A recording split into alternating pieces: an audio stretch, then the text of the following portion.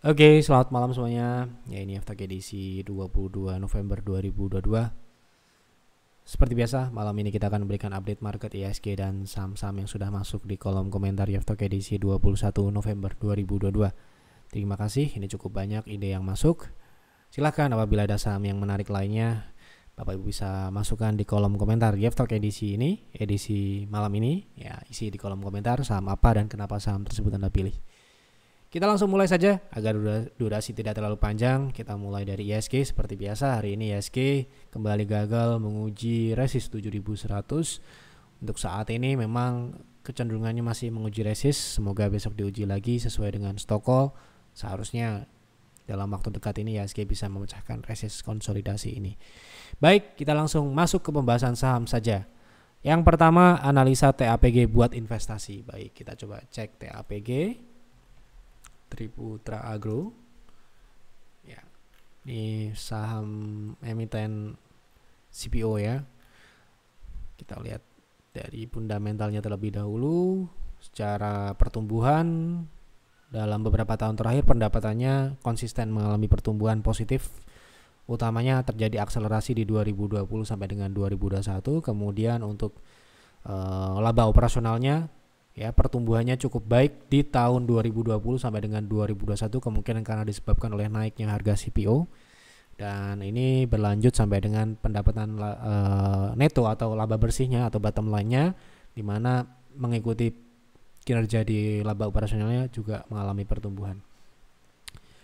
Kemungkinan di 2022 ini juga masih berlanjut karena ya CPO masih dalam tren naik juga saat ini, dan pertumbuhannya cukup besar, cukup signifikan di tahun ini, di 2022 ini, di mana pertumbuhan revenue-nya rata-rata di atas 60 ya, bahkan kuartal 1-2 ya itu 60%-an, dan kuartal 3 ini sedikit ya 33%. Jadi ini pertumbuhannya untuk 2020, 2021 sampai dengan 2022 ini berlanjut cukup signifikan pertumbuhannya. Kemudian dari sisi laba operasional juga signifikan sekali, ratusan persen. Dan juga laba bersihnya juga tumbuh signifikan. Kemungkinan ya ini karena ya pengaruh itu ya. Jadi ketika kita berinvestasi di emiten-emiten yang sifatnya siklikal seperti emiten-emiten CPO, kemudian batu bara, itu kita tidak boleh kaget melihat pertumbuhan itu, karena pertumbuhan yang signifikan ini disebabkan oleh siklus harga komoditasnya. Ya, suatu saat harga komoditasnya turun, kinerjanya juga pun bisa turun. Sehingga ketika kita mau berinvestasi di emiten apapun yang sifatnya siklikal, kita harus bisa menganalisa ya tren komoditasnya ya. Jadi kalau kita tidak bisa menganalisa itu ya, kalau sahamnya turun kita bisa kaget ya. Jadi kita harus bisa melakukan analisa itu, penyebab pertumbuhan yang signifikan ini apa. Apakah ini berlanjut dari tahun ke tahun secara konsisten, atau hanya di beberapa tahun saja mengalami pertumbuhan signifikan setelah itu selesai, atau kembali ke siklus pelemahan seperti itu. Sehingga ya ini ya, investor itu memang tidak semuanya bisa mengikuti seperti ini. Nah, maka dari itu ketika kita invest di emiten-emiten yang sifatnya siklikal ya, ekspektasi kita dalam jangka yang relatif pendek kita akan mendapatkan ya bisa dikatakan kinerja yang baik ya, pertumbuhan yang signifikan sekali, bahkan bisa masuk beberapa emiten seperti halnya Triputra ini termasuk ke hyper growth company ya, kinerja 2020 sampai dengan 2022 ini. So ya ini kita anggap selama CPO masih bagus ya, ini harusnya masih akan berlanjut ya, tapi ingat hati-hati ya, karena pertumbuhan yang signifikan itu bisa juga koreksinya juga signifikan. Nah, mari kita lihat teknikalnya. Jadi dari teknikal sendiri, TAPG ini sendiri konsolidasi ya sampai dengan saat ini sejak IPO di tahun kemarin. Sehingga kalau secara teknikal buat saya kurang menarik saat ini. Ya, jadi kalau Anda mau, ya, bagusnya seperti apa menurut saya? Bagusnya pertama, kalau Anda memang pengen saham ini, ya tunggulah di area support di bawah 640 sampai dengan bottom dari konsolidasi ini di 600-an ya 605, 600 atau 590-an ya, 565 bahkan ini base price-nya di bawah-bawah 600 ya. Nah ini potensi upside-nya, kalaupun saham ini konsolidasi itu upside-nya lumayan lah ya gitu. Jadi nah kalau kita masih melihat saham ini konsolidasi, ekspektasi maksimal kita 20% lah kalau kita dapat harga bagus. Nah kalau mau yang lebih gila lagi, atau katakanlah kita pengen pertumbuhan harga sahamnya itu signifikan, tunggulah dia mulai trending, mulai uptrend maksudnya, ya toh. Nah sekarang ini kan belum. Anda lihat di sini MACD-nya seperti ini, ya toh, flat. Nah harga sahamnya juga Anda lihat dari EMA 60 sendiri juga mendatar seperti ini. Nah, tergantung Anda ya, ini bagus atau tidak. Kalau mungkin tipikal agresif, ini nggak akan masuk. Investor agresif itu ya ada ya, investor agresif ada yang moderat, atau ada yang konservatif yang tidak mau pergerakannya itu terlalu signifikan atau terlalu mencolok. Gitu. Jadi ini personal ya, seperti itu. Kalau pandangan saya, kalau buat saya ini secara fundamental mungkin oke, namun teknikalnya saat ini kalau dikasih di bawah 600 saya mungkin akan melihat ini, baru akan melihat. Kemudian kalau dia bisa breakout di atas 755 atau resist konsolidasi yang terdekat ini, baru kita akan mungkin lihat. Seperti itu. Kedua, tolong bahas Kars. Apakah ada potensi ke 140 lagi? Oke, untuk Kars ini kan sahamnya beberapa minggu lalu kita sudah bahas ya, potensi upside-nya sekitar 40% ke 120. Kalau ke 140 mungkin ya masih memungkinkan, karena ini kalau kita misalkan lihat dalam jangka pendek masih dalam fase koreksi yang wajar. Koreksi yang wajar di sini kita artikan wajar karena sejauh ini bertahan di atas EMA 60 untuk daily-nya. Ya mungkin ini melambat ini lebih ke konsolidasi kecenderungan naik ya. Jadi sementara ini kita ke 140, lihat dulu lah di 106 dulu ya, seperti itu. Kalau ke 140 dulu 140 kemungkinan kita lihat nanti prosesnya, semoga tidak kembali turun di bawah EMA 60 ya, karena kita mengkhawatirkan juga Kars ini turun kembali ke EMA 60 dan membentuk lower high di sini atau di atasnya sedikit di sini. Jadi kita akan lihat di sini konfirmasinya dia bisa atau tidak ke 140 lagi, itu dengan catatan bahwa kalaupun dia turun tidak boleh lebih dari EMA 60 ya. Jadi kalau misalkan dia turun lebih dari itu ya, kita lihat ya, mungkin dia akan skenario-nya lebih akan ke konsolidasi dalam jangka pendek. Nah, kapankah Kars ini bisa naik lebih tinggi dari atau ke 140? Pertama, dia harus melewati dulu 114. Itu adalah ciri-ciri dia melanjutkan uptrendnya. Ya, sejauh ini dia masih tertahan di 0,3. So, ya kita akan lihat di sini proses-proses. Mungkin dia akan turun dulu ke 86. Nah, seperti itu ya. 140 ini bisa selama dia masih di atas EMA 60. Tapi nggak tahu, mungkin dalam jangka menengah ya. Tolong bahas HISE, apakah memulai fase uptrend?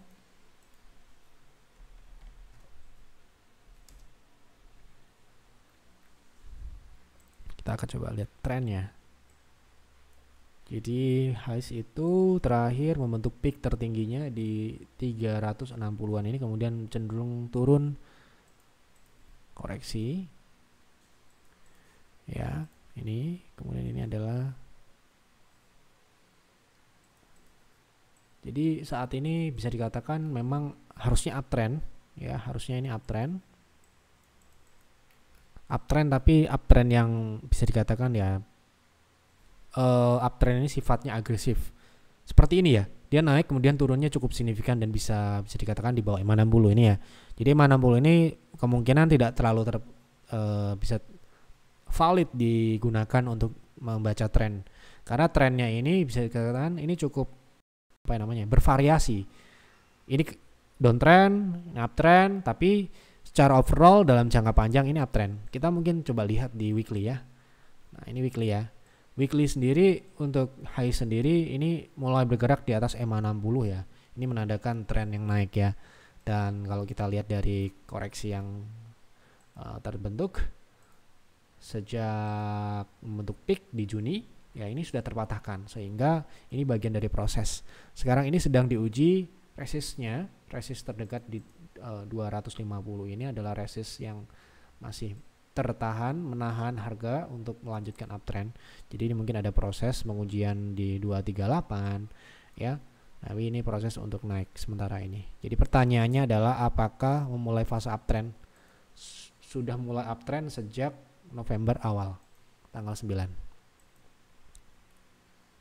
Tolong tanya Breeze, apakah cocok untuk invest? Targetnya ke berapa ya? Baik, Breeze ini memang baru ya, baru merger, jadi ya kita nggak bisa melihat secara utuh. Tentu saja performance dari sebelum dan sesudah merger itu akan berbeda cara melihatnya gitu loh. Nah, kita coba lihat ya fundamentalnya. Yang jelas ini adalah merger dari perusahaan-perusahaan syariah, bank-bank syariah, BUMN, ya toh. Nah, kita coba lihat Breeze ini kan posisinya saat ini secara teknikal turun ya, downtrend ya, sejak membentuk peak di 2021 yang lalu. Ya, kemudian kita coba lihat fundamentalnya sendiri. Di sini, mohon maaf ini ya tidak muncul. Jadi nggak tahu ya, ini nggak ada di trading view. Saya juga nggak tahu. Tapi yang jelas ketika sebuah perusahaan itu merger, memang itu kompleks ya. Kita harus melihat itu secara umum. Kita juga harus melakukan analisanya. Nggak bisa satu-satu. Misalkan ini perusahaan A, B, C, D ya. Kita analisis 1, 2, 3, 4. Nggak bisa seperti itu. Kita harus melihat setelah merger ini akan seperti apa ke depannya. Ya, gitu. Nah, kalau kita lihat dari proses setelah merger dan berganti nama ini ya, Bank Syariah Indonesia ini, kita lihat dari responnya itu turun. Kenapa? Karena merger sendiri sudah terapresiasi di market. Ya. Nah, sini ya. Jadi kalau kita mau invest di sekarang ini, ya saya di sini nggak ada patokannya, jadi saya nggak mau bilang ini layak invest atau tidak. Karena di kami, di YF Advisor, ya nggak boleh bilang ini layak beli, layak dijual kalau nggak ada datanya, ya toh, seperti itu. Jadi untuk saat ini Breeze di trading view belum muncul nih, ya semoga nanti tak coba untuk analisis bersama tim, kita cari datanya, nanti kita akan buatkan ya konten khusus untuk membahas Breeze ini. Nah ini kan permintaan ya, jadi kita nggak tahu juga. Tadi baca ketika membahas di F-Talk ini ya. Jadi saya untuk Breeze sementara ini mohon maaf. Kita mungkin next time kita akan coba ya. Belum bisa, kita nggak mau asal ngomong ya. Gitu. Oke, lanjut ya. Mohon maaf. Tolong dibahas fundamental Arto untuk invest.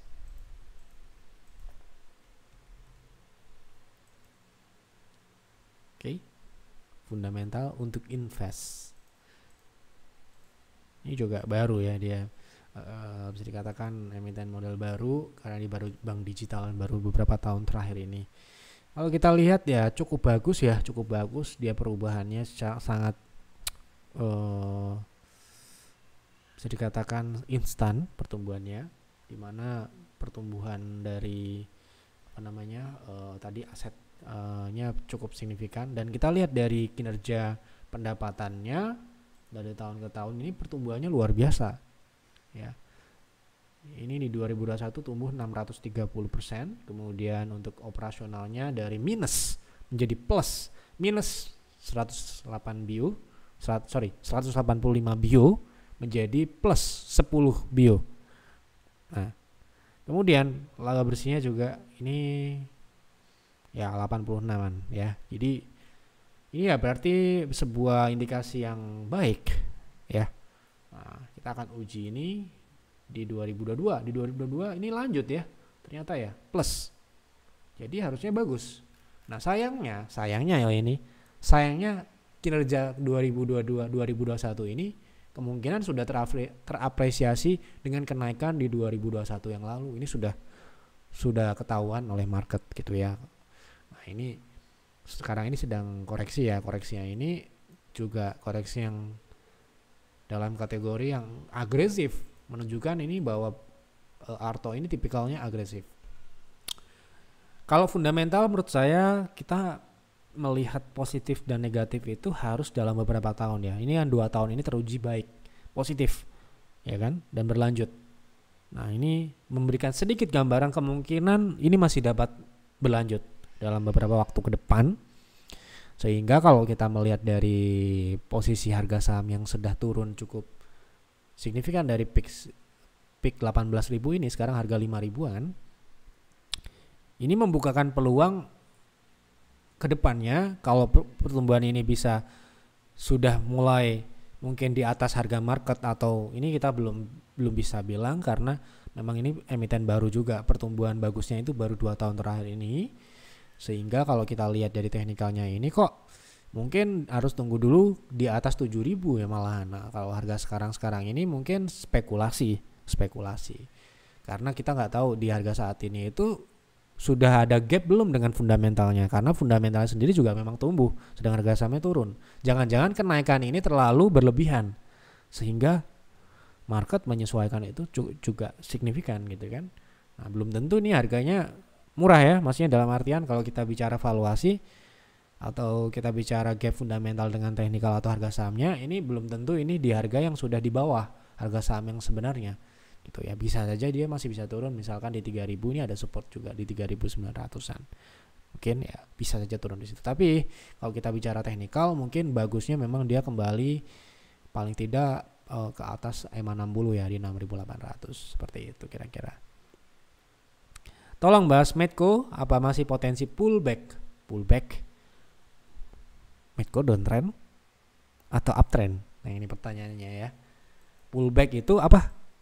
Sudah tahu dong ya. Penonton Devtalk kan dulu sudah ada video, ada pembahasan juga di website juga ya. Medco itu uptrend atau downtrend? Kalau downtrend pullback, kenaikan di dalam trend. Ini sambil kita belajar juga ya. Jadi ya nanti ada konten di YFEdu di YouTube khusus. Tapi dengan ada pembahasan seperti ini supaya kita juga semakin bisa memahami penempatan istilah-istilah yang tepat pada tempatnya gitu ya. Jadi pullback, sekali lagi, pullback itu adalah koreksi di dalam tren turun. Koreksi di dalam tren turun itu adalah kenaikan, rebound. Rebound itulah yang disebut pullback. Oke? Apa yang dimaksud pullback? Kenaikan di dalam tren turun seperti ini. Ini loh, Pak Steven. Coba kita lihat ya. Nah, seperti ini. Ini tren turun Medco di tahun 2018 sampai dengan 2020. Nah, yang disebut pullback itu seperti apa? Seperti ini naik ya. Naik, ini pullback. Ya toh? Ini sambil kita belajar. Ini pullback. Ya toh? Nah, kalau sekarang ini Medco uptrend. Jadi tidak boleh disebut pullback, throwback, atau koreksi di dalam tren naik. Koreksi di dalam tren naik artinya turun. Ya, seperti itu. Jadi supaya tepat, supaya kita kalau baca analisis orang-orang yang memang benar, kita bisa tahu maksudnya apa. Gitu ya. Nah, di luar sana memang banyaklah konten-konten yang sebenarnya tidak sesuai pada tempatnya. Ya, amatir membuat konten ya asal-asalan. Ya itu kalau yang baca tahu ya itu bisa bahaya juga kalau ini dibaca sama pemula gitu kan. Nah, seperti itu. Penting gak sih memahami seperti itu? Penting loh ya, penting karena kita mendapatkan informasi itu juga harus sesuai dengan aturan. Nah, jadi sekarang ini Medco itu sedang dalam fase koreksi atau throwback, koreksi penurunan di dalam tren naik toh. Nah, Medco sudah mencapai 1.200 ya, itu sudah mencapai target di private trading room, mungkin Pak Steven tahu, ya kan? Jadi wajar lah dia terjatuh di situ. Orang kita juga banyak konsultasi yang harusnya jual di situ, ya toh. Nah, sekarang ini potensi throwbacknya ini masih berlanjut. Ini sudah kita pasang di harga 925. Terdekat mungkin di 1.000, lama psikologi 1.000 atau area 1010 sampai dengan 1000 dan bisa turun di gap. Ini gap ya. Bisa ke 940. Apakah turun di situ? Ini nanti besok tanya lagi nih. Misalkan turun ke 1000, ini sudah downtrend. Nah, kita kasih tahu. Kalau turun ke situ masih uptrend. Ini masih dalam fase throwback atau fase koreksi, di dalam tren naik. Ya, jadi kalau Anda di luar sana ada yang bilang pullback tapi sahamnya uptrend, Anda bisa koreksi. Ya toh. Pullback itu apa? Ya toh, harus dibenerin dulu. Nah, ini berlaku ke advisor saya juga. Ada yang masih belum tepat menempatkan seperti itu supaya tidak ada salah penempatan istilah. Penting itu ya. Jangan diremehkan. Oke, seperti itu. Semoga mengedukasi ya. Sambil membahas saham, sambil belajar juga. Oh iya, ini pertanyaan, apakah potensi ini kurang tepat ya? Mungkin lanjut uptrend ke 1200 lagi. Masih bisa. Kalau turunnya cuma ke angka 940 atau 920 atau fase koreksinya ini masih koreksi yang wajar loh. Ya. Sebentar saya coba paskan di 965 sampai dengan paling best price atau koreksi ini bisa ke 800. Dan itu apakah bisa lagi uptrend? Ya masih bisa. Kan memang karakteristiknya seperti ini. Anda lihat ya. Iya. Dari Maret 2017 ini naiknya signifikan ya. Kemudian dia turun dulu. Nah, ini naik lagi, turun lagi seperti itu. Signifikan loh ini. Nah, ya toh. Nah, kalau sudah breakdown dari 60, breakdown dari 6, baru kita akan bilang untuk ke 1200 atau ke 1350 ini tidak memungkinkan lagi secara teknikal. Seperti itu, Pak Steven. Mohon dibahas wins kemungkinan 2 support terdekat di mana?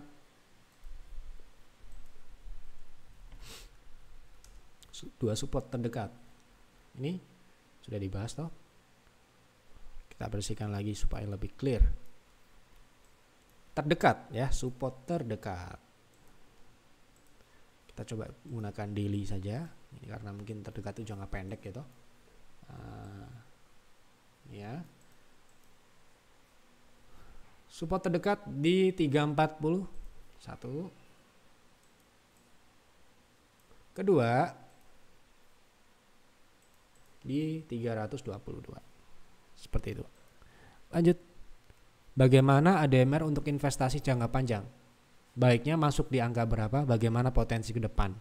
Saya baru ingin beli. Terima kasih sebelumnya. Untuk investasi jangka panjang, kita coba lihat ADMR.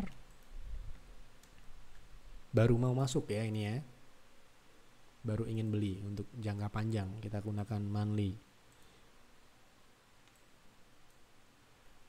Oke, untuk Adaro Mineral ini sendiri, coba kita lihat ya. Saya juga belum melakukan analisa secara menyeluruh ya.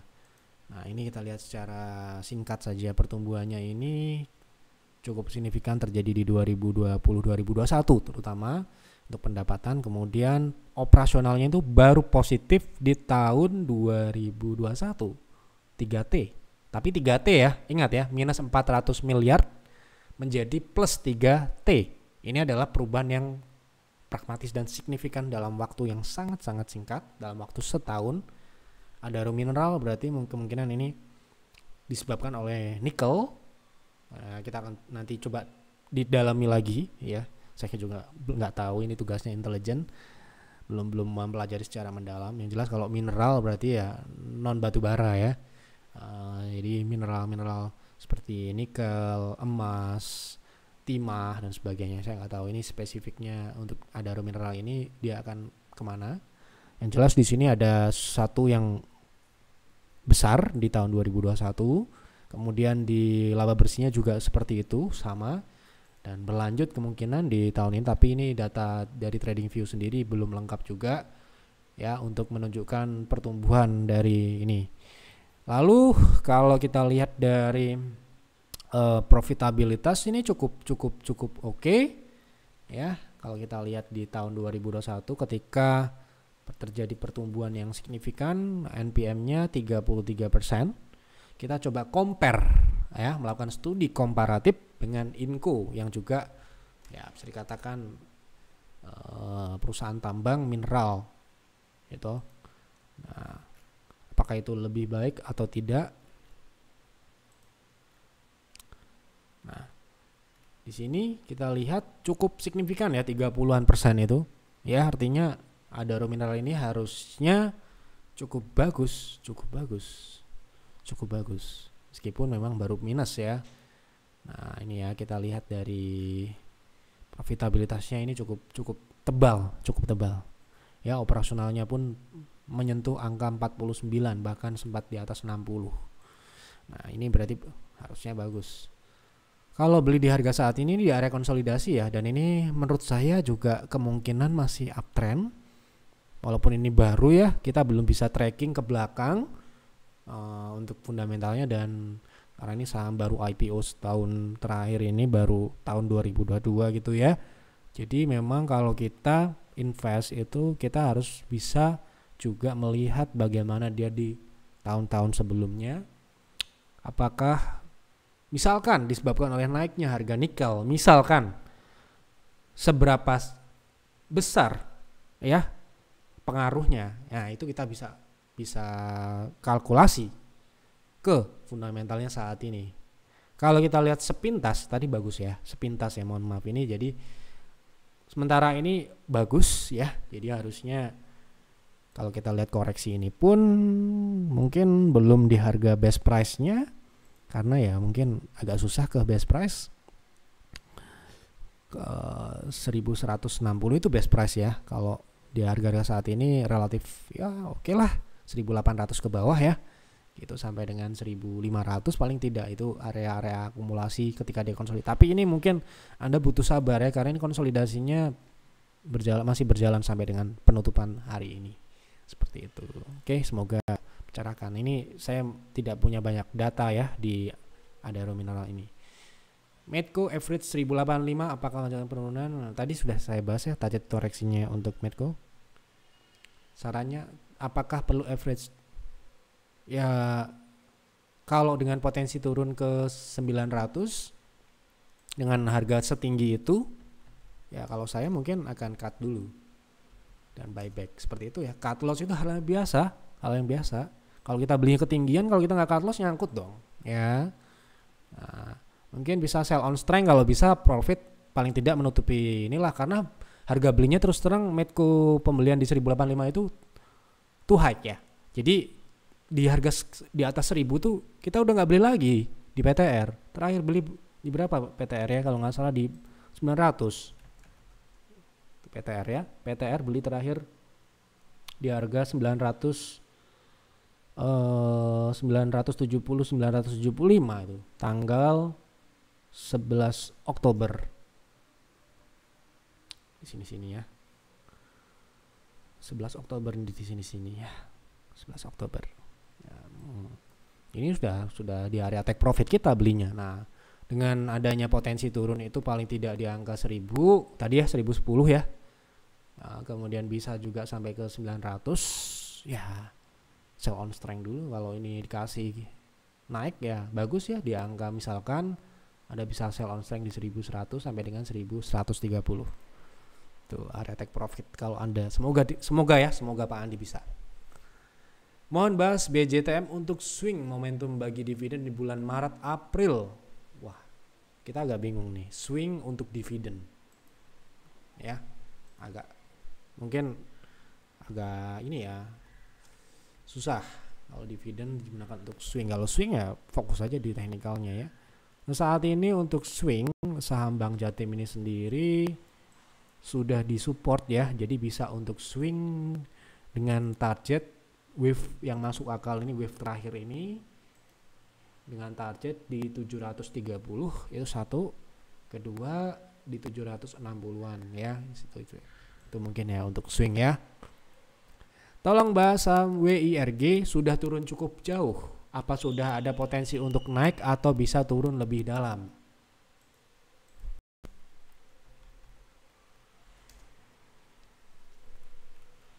Sementara ini belum ada dia untuk uptrend, mungkin pullback bisa.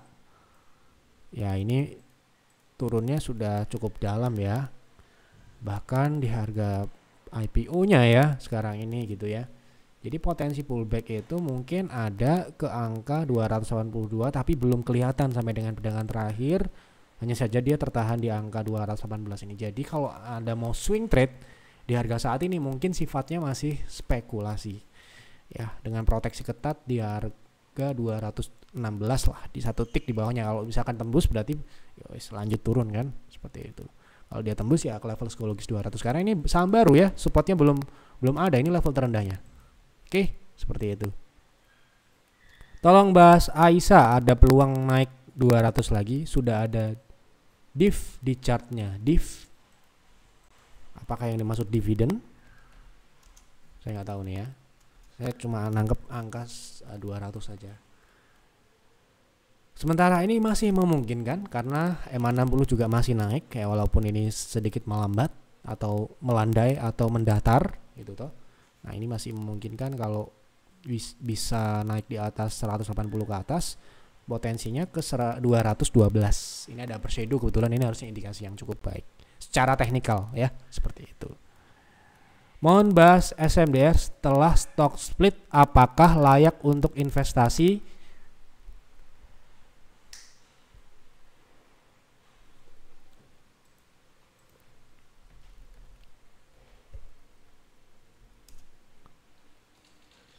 Stock split itu apa? Stock split itu adalah pemecahan harga. Oke, tidak mempengaruhi fundamental.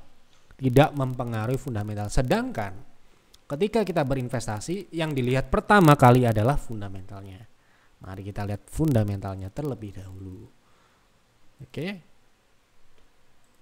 Jadi kita lihat fundamental dari SMDR ini mungkin kita sudah bahas ketika kita membuat studi komparatif dengan Temas lain atau Temas. Ya, waktu itu kenapa peer memilih Temas? Ya, karena Temas lebih baik ya. Jadi kalau saham ini kan sudah mengalami kenaikan ya, SMDR ini sudah naik ya. Sama dengan halnya saham Temas juga. Jadi kalau kita melihat kondisi saat ini, SMDR itu sedang konsolidasi. Stock split pengaruhnya adalah kemungkinan ke perdagangannya karena barangnya lebih banyak. Dalam artian nantinya jumlah lembarnya akan lebih besar. Kalau 1:5 berarti meningkat 5 kali lipat. Tapi tidak merubah fundamentalnya. Ya. Fundamental dari SMDR sudah saya ulang-ulang pembahasannya, silahkan dicari.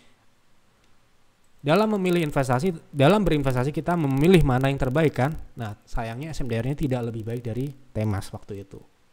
Ya. Nah, sejauh ini di 2022 kalau kita lihat pertumbuhannya ini masih berlanjut ya. Ini juga terjadi di Temas. Ya, terjadi di Temas. Dan Temas juga nggak tahu ini mau stock split atau tidak, saya nggak tahu.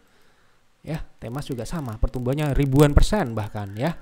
Gitu, lebih besar karena ini adalah emiten hyper growth, masuk kategori hyper growth ya, pertumbuhan luar biasa ya, dan ini pertumbuhannya berkelanjutan ya, ya berkelanjutan. Jadi kalau kita lihat dari saat ini di 2022 pertumbuhannya ini masih berlanjut ribuan juga ya, ratusan dan ribuan persen, sehingga tidak membuat SMDR lebih baik daripada Temas. Stock split itu akan terlihat menarik dari harga sahamnya dan mungkin akan lebih lebih terjangkau. Ini akan menguntungkan untuk modal-modal kecil yang mungkin tidak bisa membeli SMDR di harga 2000-an. Kalau misalkan stock splitnya saya nggak tahu ya, misalkan 1:5 berarti ini dibagi 5 ya, jadi harganya berapa ya, katakanlah mungkin 500-an per lembar ya, seperti itu. Jadi tidak akan berubah fundamentalnya. Jadi kalau kita lihat itu, kalau ada stock split nih jadi bagus, jadi layak investasi, belum tentu. Lihat lagi fundamentalnya ya. Sudah kita kasih tahu cara kita menilai sebuah perusahaan itu layak investasi atau tidak, kita compare dengan sejenis. Kalau dia lebih baik, paling bagus kondisi fundamentalnya, ya itu adalah prioritasnya. Nah, SMDR ini sudah pernah kita bahas berkali-kali, seperti halnya Inco dengan Antam lah misalkan. Nah, itu seperti itu. Jadi kalau kita lihat SMDR ini, kalau stock split dengan harga saat ini yang sudah mengalami kenaikan. Meskipun dia terjadi koreksi dari 3.000 atau 4.000, hampir mencapai 4.000 ya. Ini turun ke 2.300 itu hampir mungkin 40-an% mungkin. Ya, 40-an persen. Jadi itu mungkin saja lebih ke trading kalau saya ya nantinya, kalau dia memang sudah keluar dari konsolidasi seperti itu. Kalau untuk kelayakan investasi, kita sudah memiliki pilihan Temas ya. Jadi kalau Anda tanya ke saya, lah mending beli Temas sekalipun harganya nggak stock split loh ya, gitu. Karena tidak akan merubah pilihan stock split itu. Gitu. Mungkin kalau kita melihat fundamentalnya tidak akan merubah pilihan, tapi kalau kembali ke kita dan modal kita memang bisa belinya SMDR dengan stock split itu dengan harga misalkan 500 per lembar, ya mau tidak mau, suka tidak suka, Anda bisa beli SMDR seperti itu sebagai opsi pilihan yang lain selain Temas yang harganya mungkin secara nominal bukan valuasi ya, secara nominal mungkin lebih mahal ya. Tolong bahas APLN, apakah masih ada potensi naik? Bagaimana dengan saham-saham properti lain seperti BES? Saham APLN aja ya. Oke. APLN, bagaimana analisanya? PLN sekarang ini pullback dari tren turun yang sudah berjalan cukup panjang. Ya, tren turun. Pullback itu seperti ini ya. Nih, pullback ya. Kita coba mandi. Nah, ini ya, kelihatan ya. Nah, sekarang ini potensinya bagaimana pertanyaan tadi? Masih ada potensi naik. Nah, kita coba lihat target naiknya untuk jangka pendek dulu ya. Jangka pendek, apakah masih ada potensi naik atau tidak? Kalau kita lihat target wajarnya adalah 0,6 ya di 180-an ya, masih bisa. 180-an. Oke, mohon dibahas saham auto. Oke, auto. Bagaimana trading plan-nya? Oke. Auto sudah naik ya, sudah naik. Jadi kalau untuk trading, kalau saya nggak mau seperti ini karena ya. Bagaimana trading plan saya untuk auto? Saya akan tunggu dia koreksi dulu. Kalau nggak dikasih turun dulu, ya udah nggak usah. Kalau saya seperti itu. Maaf ya, seperti itu cara kita. Kenapa begitu? Ini loh ya. Dia kalau sudah naik signifikan, siap-siap dibanting. Kalau Anda mau masuk beli, maksa beli, ya mungkin masih bisa lah naik sedikit-sedikit. Tapi kalau dibanting lebih sakit lagi, apalagi kalau nggak disiplin tuh bahaya lagi. Nah ini kan kita bisa pelajari polanya. Itu setelah spike, pelan-pelan turun, spike, turun. Ya. Coba ditunggu di EMA 60. EMA 60 sekarang di 13-an, 1.300. Sekarang harga 1.500. Kalau misalkan beneran turun ke sana, berapa persen? 12%, 13%, 10%. Nah, mending tunggu koreksi dulu. Itu trading plan-nya. Trading plan itu nggak harus beli ya. Trading plan itu bisa saja menunggu. Ini yang perlu dipahami trading plan. Jadi yang lain mungkin lihatnya trading plan itu TP1, TP2, stop loss gitu. Jadi kalau ada member konsultasi ke kita, misalkan trading TPSL saham X, belum tentu kita belikan TPSL-nya, tapi kita beli trading plan-nya untuk menunggu. Seperti itu. Ya, berbeda dengan mungkin tempat lain. Kalau Anda TPSL langsung dikasih TPSL, yang penting support atau resist. Kalau kita enggak, kita ke strategi. Ya, kalau melihat saham ini kira-kira masih bisa turun, kenapa harus Anda suruh beli di harga saat ini? Seperti itu. Kalau saham ini masih bisa mengatakan saham ini masih ada ruang naik yang besar dengan risk yang bisa dikatakan masih dikompromikan, ya bisa beli. TP stop loss-nya dikasih. Tapi ya ini mungkin Bapak Ibu yang baru jadi member supaya paham. Kalau Anda tanya TPSL, tidak selalu kita akan jawab TPSL. Kita akan jawab sesuai dengan kondisi sahamnya. Tidak semua harus kasih TPSL. Ada yang perlu ditunggu dulu, ada yang bisa langsung disikat, ada yang bisa di take profit sekarang, misalkan seperti itu loh ya. Jadi seperti itulah advisor ya, di advisor seperti itu. Mungkin sudah terjawab semua ya. Untuk malam ini cukup panjang, durasi 39 menit karena sangat banyak ide yang masuk. Saya terima kasih sekali.